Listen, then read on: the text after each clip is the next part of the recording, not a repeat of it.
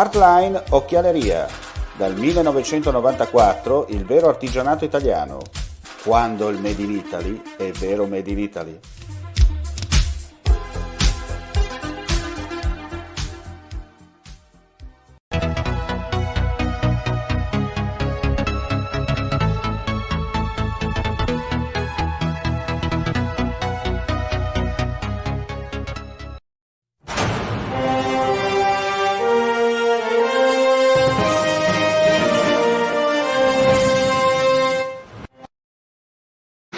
Cordiale saluto gentili amici e amiche alla visione all'ascolto, edizione della notte del nostro audio-video giornale. Apriamo come sempre con i numeri del Covid in Friuli Venezia Giulia. Oggi in regione su 1408 tamponi molecolari sono stati rilevati 80 nuovi contagi con una percentuale di positività del 5,68%. Sono inoltre 489 i test rapidi antigenici realizzati, dai quali sono stati rilevati 49 casi, il 10,2%. I decessi sono 20, a cui si aggiungono 4 pregressi afferenti al periodo dal 12 al 29 gennaio scorso. I ricoveri nelle terapie intensive sono 61, mentre quelli nati in reparti ammontano a 593. I decessi 2.418. I totalmente guariti sono 52.373, i clinicamente guariti 1.563, le persone in isolamento 10.655. Dall'inizio della pandemia in Friuli Venezia Giulia sono risultate positive complessivamente 67.663 persone, tra questi 815 da fuori regione. Cambiamo argomento e parliamo adesso di politica, perché abbiamo sentito nell'edizione del mattino l'intervista al presidente Fedriga per quanto riguarda l'intervento sul Covid in generale. Adesso andiamo a sentire la risposta da parte di Cristiano Sciaurli, consigliere regionale del Partito Democratico, nonché numero 1 dello stesso movimento politico. Oggi il Presidente Fedriga è venuto finalmente in aula a relazionare sullo stato della pandemia in Friuli Venezia Giulia e sullo stato della sanità pubblica regionale.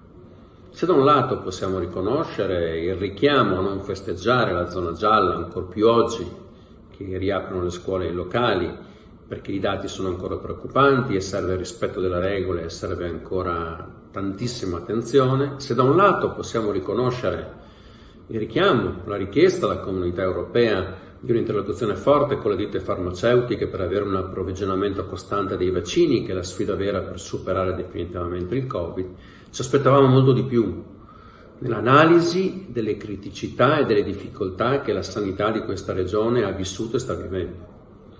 Noi abbiamo passato un'estate intera a raccontare che eravamo i migliori del mondo e abbiamo purtroppo dovuto andare a sbattere con la crudezza e l'asprezza dei numeri e dei dati.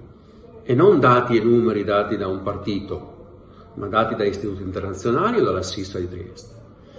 Purtroppo la percentuale di contagiati, la percentuale di decessi sono fra le peggiori regioni italiane e fra le peggiori regioni d'Europa. E allora da lì dobbiamo partire.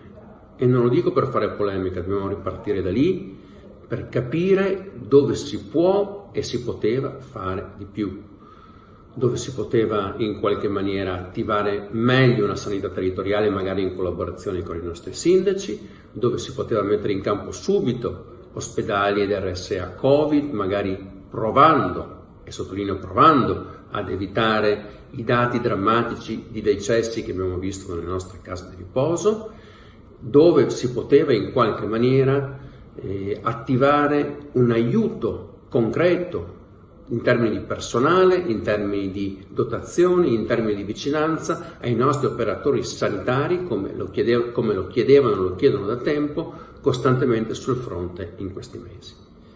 Quindi ripartiamo da qui, e ribadisco senza alcuna polemica, ripartiamo però dagli errori, dalle criticità che ci sono per migliorare.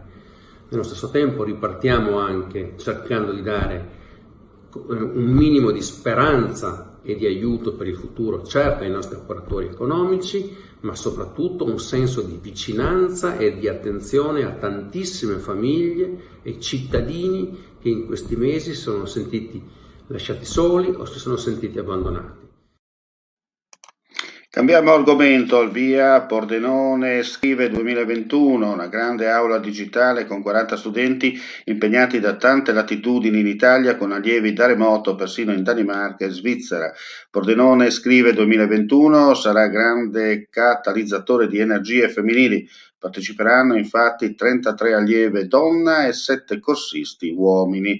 C'è chi studia e chi lavora a casa, ci sono dirigenti, liberi professionisti, operatrici sanitarie, docenti, pensionati, imprenditrici, imprenditori, tutte e tutti accomunati dalla curiosità per la parola scritta e per come questa si possa comporre pazientemente e creativamente in un romanzo costruito con tecnica e fantasia. Insomma, c'è tanto da seguire.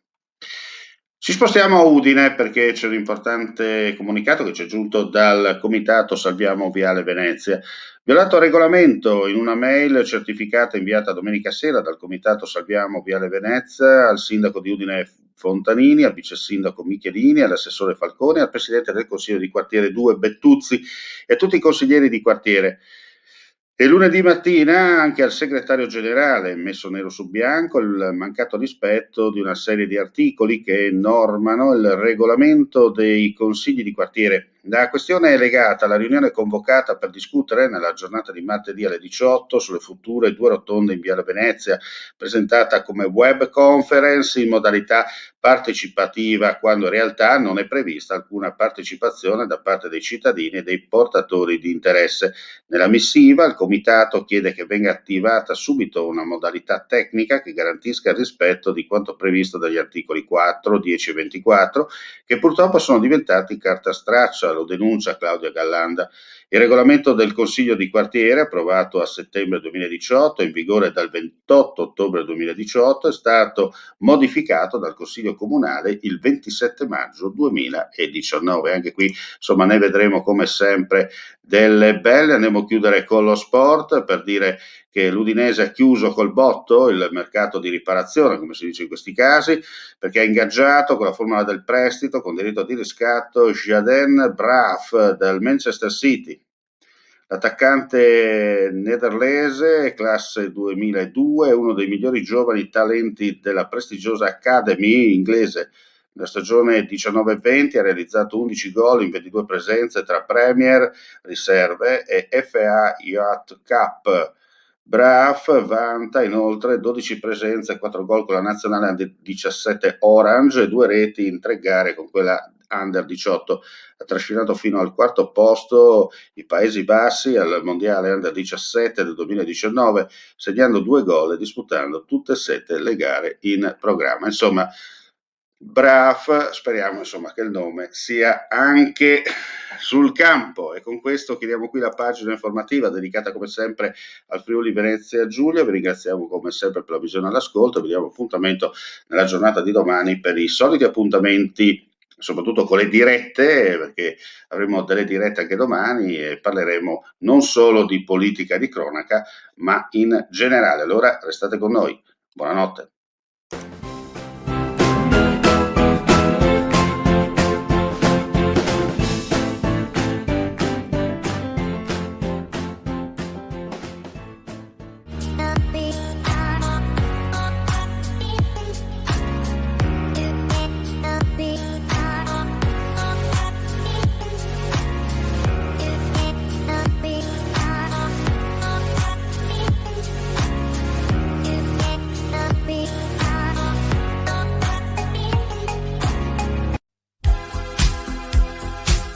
Artline Occhialeria.